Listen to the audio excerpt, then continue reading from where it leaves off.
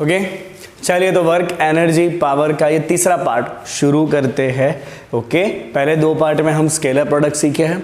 हमने सीखा था वर्क का डेफिनेशन क्या होता है और हमने सीखा था अबाउट द काइनेटिक एनर्जी के बारे में, ठीक है। और आपने ये सीखा था कि वर्क डन का जो फॉर्मूला है वो कुछ ऐसा होता है कि work done bye constant force, work done bye constant force if the force is remaining constant. अगर फोर्स वेरी नहीं हो रहा है तो आप वर्क डन लिख सकते हो फोर्स इनटू डिस्प्लेसमेंट, राइट। ये डिस्प्लेसमेंट कौन सा होगा? Displacement should be in the direction of the force, right. कौन सा डिस्प्लेसमेंट होता है? डिस्प्लेसमेंट जो फोर्स के डायरेक्शन में है उसको हमें लिखना है, ठीक है। But what you will do when the force is not constant, force is varying, कोई बात नहीं, तो उसके अंदर हम क्या करेंगे? छोटे छोटे इंटरवल का वर्क डन निकाल के उसको ऐड करेंगे, राइट। जैसे कि ओके एक और चीज आप समझ लो बच्चों, if you have the graph of force versus displacement, if you have a graph of force versus displacement, if the force is constant your graph will be like this is the constant force, okay, right. And if you want to find the work done, this work done is going to be area under the graph, because area under the graph is what? This is F and this is X. Let's say this is your final point, or this is your X, right? So area under the graph is what? F into X, and F into X is what? Work done. So we can write work is equal to area under, it is area under force versus displacement graph, right. चलिए now what you will do if the force is variable, बता देता हूँ आपको। चलिए for variable force, okay, so let's say this is the force versus distance graph, okay, and consider initially the force is F1, starting में F1 force है, and under the F1 force the displacement is x1. Then the force is varied, let's say the force is varied to F2. अब force जो है वो change होके इतना हो गया, let's say this force is F2, okay, let's mention it here, and under this force F2 the displacement is x2, right. Similarly after some time again the force is changing, let's say now the force is F3, okay, suppose ये है आपका F3, this may be vary in any pattern, right. चलिए तो this is the displacement under the force F3, that is your x3. तो आप यहाँ पे क्या करोगे? आपको एरिया निकालना है, तो you will find the individual area. This area will be F1 x1, this area will be F2 x2, while this area will be F3 x3, and the total work done is what? You will have to add all this. For total work done you have to add all this, so you can write here the total work. अगर variable force है तो आप हर एक individual force के लिए particular work को find करो और उसको ऐड करते जाओ. तो this you can write as summation of f i x i, where i is equal to 1 to n, right. Okay, this is what you can write if the force is varying. अब यहाँ पे तो force step by step vary हो रहा है. What if the force is continuously varying? कोई डरने का काम नहीं है. क्या करेंगे? If force varies continuously, okay, अगर ये फोर्स कंटिन्यूसली वेरी हो रहा है तो आपका ग्राफ कुछ ऐसा दिखेगा. देखिए f वर्सेस x का, this is how your graph will look like, right. ये किसी भी पैटर्न में वेरी हो सकता है, ठीक है. चलिए, तो now in this case again you have to find the area under the graph. This is the work done, and here when the force varies continuously, तो आपको एरिया के लिए क्या करना पड़ेगा बच्चों? छोटा छोटा डिस्प्लेसमेंट लेना पड़ेगा. Let's say we are taking this displacement, okay, and for this particular displacement let's say the force is F and the force is continuously varying, so let's consider force depends on the distance x, right. and this displacement जो हमने लिया छोटा सा displacement वो है dx. तो इतने छोटे से इंटरवल का वर्क डन कितना होगा? that is force at that time, okay, into displacement जो हमने dx लिया है, ओके. अब आपको अगर टोटल वर्क डन निकालना है तो आपको क्या करना पड़ेगा? ऐसे स्ट्रिप को यहाँ से लेके यहाँ तक इंटीग्रेट करना पड़ेगा. तो ये हो जाएगा खाली integration, right. So if the force is continuously varying, तो आप वहां पे वर्क डन क्या करोगे? इंटीग्रेट करोगे एफ डी एक्स को. क्या करोगे? फोर्स का जो भी इक्वेशन होगा उसको इंटीग्रेट करेंगे. चलिए एक सिंपल एग्जांपल बता रहा हूं. If force acting on object F is equal to 3x² + 2x, this is given to you. Force is equal to 3x² + 2x. You can see force is not constant, force continuously x के साथ very होगा. Force क्या होना है, continuously x के साथ very होने वाला है, जैसे आप देख पा रहे हो, ठीक है ना। So you want to find work done if body move from x equal to 1 to x equal to 4। अगर बॉडी इतना डिस्प्लेसमेंट कर रहा है x इक्वल टू 1 से x इक्वल टू 4 तक जा रहा है तो वर्क कितना होगा, that is what you want to find. चलिए क्या करेंगे, तो हमें पता है ये फोर्स वेरिएबल है, कांस्टेंट तो दिख नहीं रहा है। So for that case work is equal to integration of force into small displacement, integration of force into small displacement. चलिए ठीक है, फोर्स का फॉर्मूला रख दीजिए 3x² प्लस 2x dx। चलिए इसको करेंगे इंटीग्रेशन। हम इंटीग्रेशन में क्या करते हैं भाई, पावर में एक प्लस करेंगे, उसी पावर से नीचे डिवाइड करेंगे। x का स्क्वायर है, पावर में एक प्लस करो, उसी से नीचे डिवाइड करो।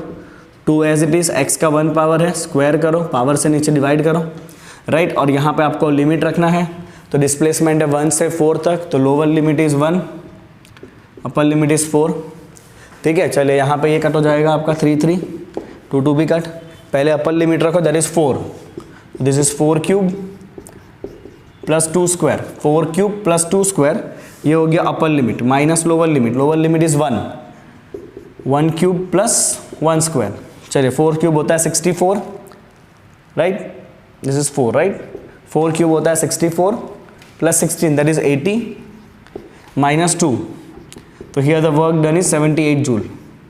तो इस पर्टिकुलर क्वेश्चन में आपका वर्क डन कितना रहेगा, 78 जूल रहेगा। तो इस तरह से आपको फोर्स का फॉर्मूला दिया होगा और आपको वर्क डन निकालना होगा, तो आपको फोर्स के फॉर्मूला को इंटीग्रेट करना पड़ेगा। क्या करना पड़ेगा, फोर्स फॉर्मूला को हमें इंटीग्रेट करना पड़ेगा, ठीक है। आई होप इट इज क्लियर। चलिए कॉपी करिए फटाफट। ओके चलिए, तो वेरिएबल फोर्स से जुड़ा हुआ एनसीईआरटी का एक बहुत ही बढ़िया एग्जाम्पल दिया हुआ है आपको। क्वेश्चन में ऐसा कहा है कि भाई प्लेटफॉर्म के ऊपर एक ट्रंक पड़ा हुआ है, मतलब एक पेटी पड़ी हुई है, और एक लेडी है जिसको उस पेटी को ऐसे धक्का मारना है, राइट। तो स्टार्टिंग में तो बराबर खा पी के आई थी वो, तो स्टार्टिंग में तो उसने बराबर फोर्स दिया 100 न्यूटन का, ओके। और वो 100 न्यूटन का कांस्टेंट फोर्स उसने देख के पेटी को कितना मूव कराया, 10 मीटर जितना मूव करा दिया, है ना। उसने 100 न्यूटन का कांस्टेंट फोर्स देख के पेटी को 10 मीटर जितना मूव करा दिया, पर उसके बाद वो धीरे धीरे थकने लगी। अब थकी तो धीरे धीरे उसका फोर्स जो है वो भी कम हो जाएगा। तो उसका जो फोर्स है, after she tired progressively and her applied force reduces linearly. Starting में तो 100 न्यूटन कांस्टेंट फोर्स लग रहा था, फिर ये फोर्स जो है वो धीरे धीरे रिड्यूस हुआ 10 मीटर के बाद, राइट। कितने तक पहुंच गया फोर्स रिड्यूस होके, लीनियरली रिड्यूस हुआ फोर्स डिस्टेंस के साथ, linearly reduce with the distance to the 50 newton, right. और टोटल डिस्टेंस कवर किया ट्रंक ने 20 मीटर, ओके। ट्रंक ने टोटल डिस्टेंस कवर किया 20 मीटर। आपको प्लॉट करना है force applied by the woman and the frictional force, and frictional force is 50 newton, that is given to you, ठीक है। चलिए, and calculate the work done by the two forces. तो सबसे पहले तो ग्राफ ही प्लॉट कर लेते हैं, and once we will plot the graph, your graph will be force versus displacement. तो वर्क डन होगा एरिया अंडर द ग्राफ, जो अभी हमने जस्ट देखा, ठीक है ना। तो फिर हमें एरिया निकालना पड़ेगा ग्राफ के अंदर का, वो हो जाएगा हमसे, ठीक है। चलिए तो प्लॉट करते हैं, आ जाइए।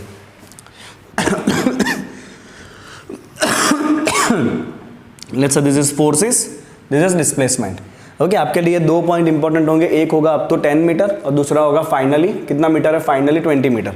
तो let us say this is 10 meter mark, this is 0 meter mark and this is 20 meter mark, right. Starting में उसने कांस्टेंट फोर्स दिया 10 मीटर तक, and that constant force was how much the constant force, 100 newton over the distance of 10 meter, this is constant.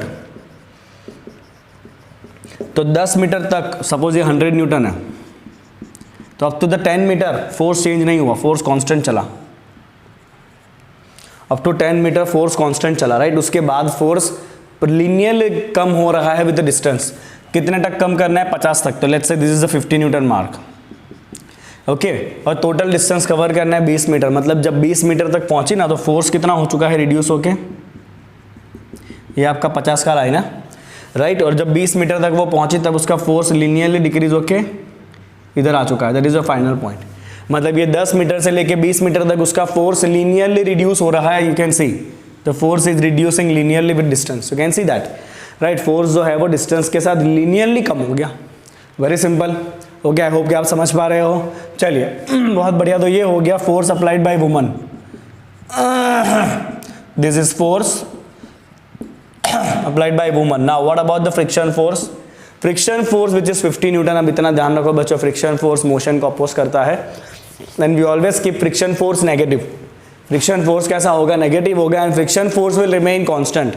Why constant? Friction दो type का होता है बच्चे, एक होता है स्टैटिक, दूसरा होता है काइनेटिक। स्टैटिक फ्रिक्शन वेरी होता है, राइट जब तक बॉडी मूव नहीं करेगा तब तक आप जितना एक्सटर्नल फोर्स दोगे फ्रिक्शन भी अपने आप उतना एडजस्ट हो जाएगा, but once the body start moving फिर जो फ्रिक्शन है वो मैक्सिमम हो जाता है, and that will remain as it is, that is the kinetic friction. तो अपने पूरे क्वेश्चन में throughout 20 metre object is moving, right मतलब जो फ्रिक्शन है वो काइनेटिक फ्रिक्शन लगेगा, and kinetic friction is constant. Okay, तो I will mention a line here, the friction is -50 Newton, because friction motion को अपोज करता है तो हम माइनस लेते हैं, right, and this is constant as the trunk is moving, as trunk is moving throughout, right. चलो तो -50 का मार्क यहां पे लगा देते हैं। Okay, let's say this is the friction force up to 20 newton, 20 metre ही जाना है अपने को। हाँ चलो, ये कौन सा फोर्स है भाई, फ्रिक्शन फोर्स है। तो ये हो गया आपका ग्राफ रेडी। ओके, ये अप्लाइड फोर्स का ग्राफ और ये फ्रिक्शन फोर्स का ग्राफ। चलिए अब वर्क डन निकाल लेते हैं। तो work done is nothing but area under the graph. चलिए पॉइंट को नाम देते हैं, this is O, A B C D E. चलिए एक लाइन ऐसा बना लेते हैं, काम आएगा। ओके, और इस पॉइंट को नाम दे देते हैं P Q, what ever you can give name by your self, जो नाम देना है दे देना आप, कोई प्रॉब्लम नहीं है। चलिए पहले फाइंड करते हैं वर्क डन बाय वुमन। चलिए वर्क डन बाय वुमन का मतलब होगा area under force versus displacement graph. चलिए वुमन का वर्क ये है, तो वुमन का एरिया कितना लेना पड़ेगा आपका, 0 ए बी सी डी, ओ बाप रे बहुत बड़ा ट्रेपेजियम बनेगा। Okay, that is the area of. अब यहाँ पे आप पूरा एरिया निकालोगे ना, तो आप एरिया दो पार्ट में डिवाइड कर दो, एक ले लो आप ये रेक्टेंगल, दूसरा ले लो आप ट्रेपेजियम। तो you can write total area is area of a rectangle plus area of a trapezium. कैसा दिख रहा है, it is something like this, area of a rectangle plus trapezium, it is like this, right. Okay, चलिए ये आपका है O A B E, O A B E, and this is B E C D. I hope कि आपको ये basic area निकालना आता होगा। चलिए ये ओ ए कितना है आपका, ओ ई कितना है, that is 0 to 10, that is 10, and what is O A, O to A that is 100, right, O to A is 100। तो ये एरिया तो मिल गया आपको, सिंपल सा आपको रेक्टेंगल दिख रहा है, एरिया इक्वल टू 10 × 100। चलिए प्लस ट्रेपेजियम में चलते हैं, राइट। ईडी, ईडी कितना है, ED is 10 to 20, that is 10 meter. Okay, और इज बीई, बीई मतलब ये था पूरा, that is 100 newton, right. And CD कितना है, CD is this one, that is 50 newton. अब बड़े बच्चे हो तो आपको ये सब आता होगा, है ना। चलिए ट्रेपेजियम के एरिया में क्या लेना है बच्चों, ट्रेपेजियम के एरिया में आपको लेना है average length into width. Average length मतलब इन दोनों का एवरेज, जो पैरेलल साइड है उसका हम करते हैं average, that is 100 + 50/2 into width, width is 10, area of trapezium, right. Okay, आपको पता होगा बेसिक फॉर्मूला है, दैट इज 1000 प्लस ये कितना हो जाएगा आपका, ये हो जाएगा आपका 75 × 10, दैट इज 750। तो this work done is 1750 joule. So work done by woman is 1750 joule, this is the work done by woman. चलिए work done by friction force find करते हैं। Work done by friction, quite simple, work done by the friction. तो friction का graph ये रहा, तो friction इतना area बना रहा है जो नीचे है वो, okay, and that is area of P O D A, that is area of P O D A. चलिए ये रहा आपका P O D A, that is O, P O D Q है ये, सॉरी हमने ही नाम दिया, हमें गलती कर रहा है, बोलो ओ डी क्यू पी, ठीक है। चलिए what is this O P, O P is -50, you have to keep it negative. हाँ, दो एरिया कभी नेगेटिव नहीं आता, बट यहाँ पे नेगेटिव आएगा बिकॉज वर्क डन है, work done can be negative because ये मोशन का अपोज कर रहा है ना। चलिए and what is this O D, O D is equal to 20 total. So this work done is -50 × 20, that is -1000 joule. तो friction जो वर्क करेगा दैट इज -1000 जूल। माइनस क्यों आया, because friction oppose the motion, that is why it is negative. Friction oppose the motion, hence this work is negative। तो इसीलिए friction का work कैसा रहेगा भाई, नेगेटिव रहेगा, राइट।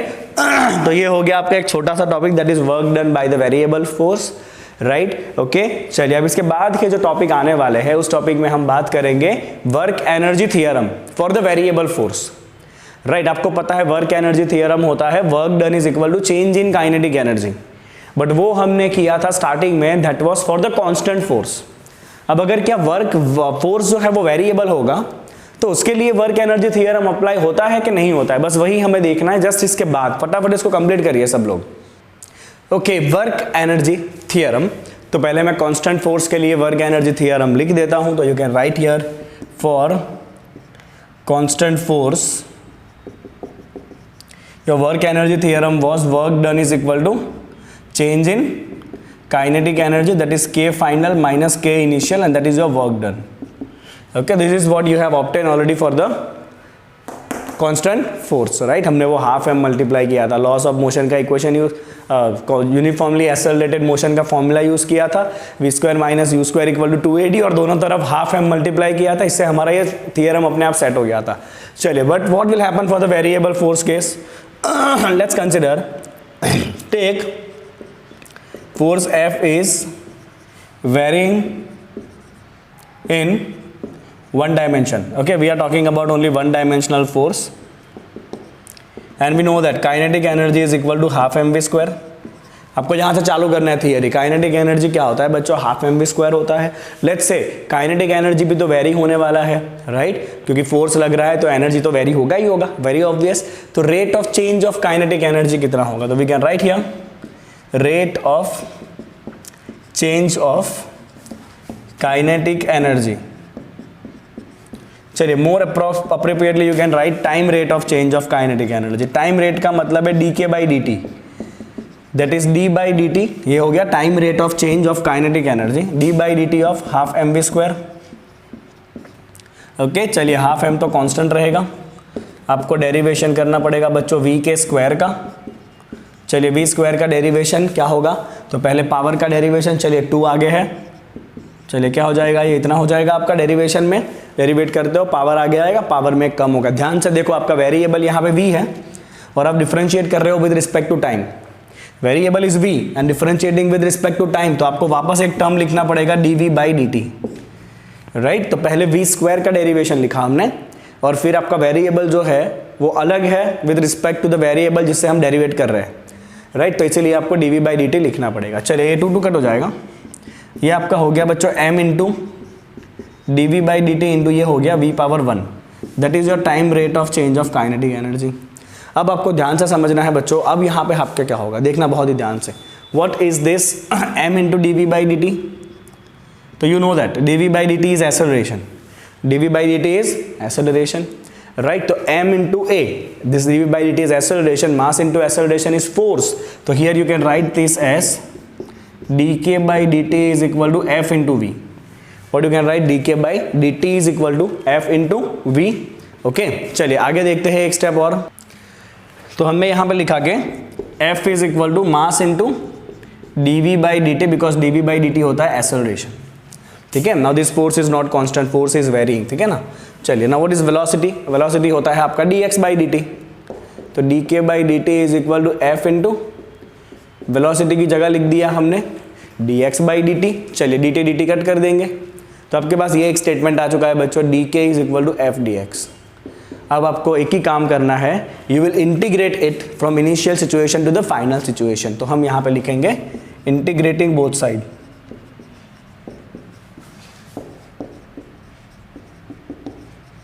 तो यहाँ पे करो इंटीग्रेशन dk, यहाँ पे करेंगे इंटीग्रेशन, ठीक है। चलिए, यहाँ पे dk का इंटीग्रेशन हो जाएगा k इनिशियल कंडीशन से फाइनल कंडीशन तक। यहाँ पे हम कोई इंटीग्रेशन नहीं करेंगे, we will keep it as it is, f dx का integration initial to final condition तक। चलिए, यहाँ पे upper limit k final, lower limit k initial, and this term is nothing but work done. अभी तो आपने किया, this is work done for variable force, किया कि नहीं आपने, कि वेरिएबल फोर्स होगा तो आपको वर्क डन के लिए क्या करना पड़ेगा, एफ डी एक्स लिख के उसको इंटीग्रेट करना पड़ेगा, तो ये अपने आप सेट हो गया एफ डी एक्स का integration, and that is what work done for the variable force. तो ये हो गया आपका change of kinetic energy is equal to work done. तो वेरिएबल फोर्स के लिए भी आप ये वर्क एनर्जी थ्योरम को अप्लाई कर सकते हो। वापस एक बार स्टेप देखते हैं, शुरू करेंगे काइनेटिक एनर्जी से, half M we square. Kinetic energy का चेंज होने का रेट निकालेंगे, time rate of change of kinetic energy that is D K by D T is half M we square का डेरिवेशन करेंगे, हाफ एम बाहर आएगा, we square का derivation होगा 2v और v का डेरिवेशन होगा dv बाई dt, 2 कट होगा, m into dv by dt, this is force, mass into acceleration, right, and velocity we will put dx by dt, dt cancel, so you will get dk equal to f dx and then integrate on both the side, अपने आप आपका work energy theorem set हो जाएगा for the variable force also. चलिए keep copying. चलिए तो आपको एक न्यूमेरिकल मिला है 6.6 वेरिएबल फोर्स के लिए, एक एग्जांपल है। A block of mass 1 kg moving on a horizontal surface with initial speed of 2 meter per second enters a rough patch ranging from x equal to 0 to x equal to 2.01. Let me check it one more time. ये x equal to 0 से है कि x equal to 0.1 से है? Okay, I was knowing that. This is x equal to from 0.1. Right, this patch is ranging from x equal to 0.1 to x equal to 2.01. Okay. अब ये rough patch है, तो rough patch में से जब भी आपका ब्लॉक जाएगा तो धीरे धीरे उसका स्पीड कम होगा क्योंकि उसको रिटार्डिंग फोर्स लगेगा। तो वो रिटार्डिंग फोर्स का फॉर्मूला आपको दे दिया है, and that formula is retarding force is minus K by X, and it is only for the area जहां पे आपका रफ पैच है, दैट इज 0.1 टू 2.01। ओके, 0.1 से पहले के रीजन में एंड 2.01 के बाहर के रीजन में वहां पे कोई रिटार्डिंग फोर्स नहीं है, राइट। आपको फाइंड करना है कि जब आपका पैच, वो आपका ब्लॉक जब पैच को निकल जाएगा, क्रॉस कर जाएगा, तब उसका फाइनल स्पीड कितना होगा। तो मैं यहाँ पे एक छोटा सा रिप्रेजेंटेशन करूँगा आपके लिए। Okay, this is the rough patch starting from x equal to 0.1 to x equal to 2.01। This is the rough patch. Okay, this is the block which has the initial velocity vi. As soon as this block will enter into this particular region, the retarding force will start acting on it, जो उसकी motion को oppose करेगा। Okay, तो धीरे धीरे धीरे धीरे थोड़ी थोड़ी स्पीड कम होगी और फाइनली जब वो यहाँ से बाहर आएगा, आपको फाइंड करना है उसका फाइनल वेलोसिटी कितना होगा। ठीक है, चलिए तो हम क्या करेंगे, सिंपल सी बात है बच्चों, इस पर्टिकुलर रीजन में ब्लॉक के ऊपर वर्क हो रहा है क्योंकि फोर्स लग रहा है ना। ओके, तो आपको यहाँ पे क्या करना पड़ेगा, वर्क एनर्जी थ्योरम अप्लाई करना पड़ेगा, क्योंकि जितना काइनेटिक एनर्जी चेंज होगा वो कितना होगा, जितना वर्क डन है। तो आप ये फाइंड करो इस पैच के अंदर कितना वर्क डन होने वाला है। ठीक है, तो हम यहाँ पे लिखेंगे कि work is done on block against इस मोशन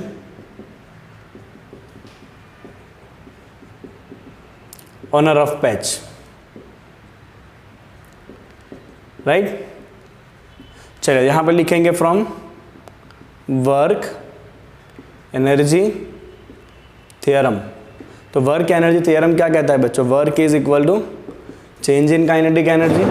चलिए, क्योंकि आपका वेरिएबल फोर्स है तो वेरिएबल के लिए हम वर्क डन लिखते हैं integration of f d x from initial to final. ठीक है ना। ओके, वेरिएबल के लिए वर्क डन क्या लिखेंगे बच्चों, एफ डी एक्स को करेंगे हम इंटीग्रेशन इनिशियल से लेके फाइनल तक, and that is equal to change of kinetic energy that is K final minus K initial. चलिए बच्चों, आपके पास फॉर्मूला दे दिया है फोर्स का, ये रहा माइनस के बाई एक्स, और उसमें के आपको रखना है 0.5, तो आप डायरेक्ट रख दो minus 0.5 by x d x that is K final minus K initial आप रखोगे half M v initial square, half M we square रख दिया। ठीक है, चलिए माइनस 0.5 बाहर जाएगा, 1 बाई एक्स आपका बचा, 1 बाई एक्स का इंटीग्रेशन होता है बच्चों ln x, that is log x। 1 by x का इंटीग्रेशन होता है ln x, कहाँ से कहाँ तक आपका रिस्टोरिंग रेजिस्टिव फोर्स लग रहा है, 0.1 से 2.01 तक। तो यहाँ पे लिमिट होगा आपका 0.1 से 2.01, इतने रीजन में आपको रिस्टोरिंग फोर्स लग रहा है। So this is 0.1 to 2.01, right, that is equal to k final minus half into mass of the block is 1 kg, initial velocity is 2। चलिए इसको सॉल्व करेंगे, बहुत सिंपल है, माइनस 0.5 इज इक्वल टू पहले upper limit ln 2.01, lower limit ln 0.1, K final, इसको solve करो, ये हो जाएगा आपका 2। चलिए यहाँ पे ln A minus ln B that is nothing but ln A by B that is K final minus 2। चलिए ये वैल्यू कितना आएगा आपको बता देता हूँ मैं, 2.01 बाई 0.1। अब मैंने आपको लॉग लेना बहुत सिखाया है, दिस इज 20.1। क्यों किया मैंने, डायरेक्ट भी हो सकता था ये तो। चलिए मैंने आपको लॉग वॉग लेना ऑलरेडी सिखा दिया है बच्चों, सो आई होप कि आप डायरेक्ट कर पाओगे। अभी इसका लॉग नहीं निकलने वाला है बिकॉज लॉग का रूल ऐसा कहता है आपको पॉइंट के पहले एक ही डिजिट चाहिए, तो पहले आपको इसको इस तरह से लिखना पड़ेगा 2.01 इंटू 10 पावर 1, राइट। ठीक है, अब जब इसका लॉग निकालोगे तो ये 1 आ जाएगा आपका आगे। बट ये सब कुछ करने से पहले आपको एक चीज़ ध्यान में रखनी है, ये ln है, ln is natural log. Natural log को आपको कन्वर्ट करना पड़ेगा log टू द बेस 10 में, ठीक है। तो ln को log टू द बेस 10 में कन्वर्ट करना है तो उसको हम लिखते हैं 2.303 log। ln is 2.303 log 2.01 into 10 power 1 that is K final minus 2। चलिए अब थोड़ी सी जगह मुझे चाहिए, मैं यहाँ पे सॉल्व कर लेता हूँ उसको। चलिए वो है आपका -0.5 इंटू 2.303। अब ये जो वैल्यू है आपका लॉग का, ये वाला वैल्यू, चलिए रूल क्या सीखा था, जो 10 का पावर है वो डायरेक्ट आगे लिख दो 1 प्लस। अब इसका आपको लॉग देखना है, 20 का 1 में लॉग आप देखोगे बच्चों, ठीक है, मैंने आपको अच्छे से सिखाया था लॉग निकालना। 20 का 1 में जब आप लॉग देखोगे, बता देता हूँ कितना होगा, तो 20 का 1 में लॉग होगा आपका 0.3031। 20 का 1 में लॉग होगा 0.3031, राइट। एक पॉइंट करके रख दिया हमने। चलो that is equal to K final minus 2। अब इसको मल्टीप्लाई कर लेता हूँ, ठीक है। चलिए तो it is 0.5 into 2.303 into 1.3031। Okay, ये हो गया आपका -1.5 is equal to KF minus 2। So KF equal to 2 minus 1.5, इसको सामने ले लिया, दैट इज 0.5 जूल। तो फाइनली काइनेटिक एनर्जी रह जाएगा 0.5 जूल। जब ये पैच क्रॉस करेगा, जब पैच क्रॉस करेगा तो फाइनल काइनेटिक एनर्जी रह जाएगा आपका कितना भाई, फाइनल काइनेटिक एनर्जी आपका रहने वाला है बच्चों 0.5 joule. Final kinetic energy 0.5 joule जो आपका रहेगा जब ये पैच क्रॉस होगा तब, ठीक है। चलिए अब फाइनल वेलोसिटी कितना होगा, तो काइनेटिक एनर्जी लिख दो 1/2 इंटू mv²। चलिए ये मास तो 1 है, राइट, तो दिस से 2 सामने ले लो। Okay, so I will write here v final square is equal to 2 into 0.5 that is 1 joule, क्योंकि ये मास आपका 1 है।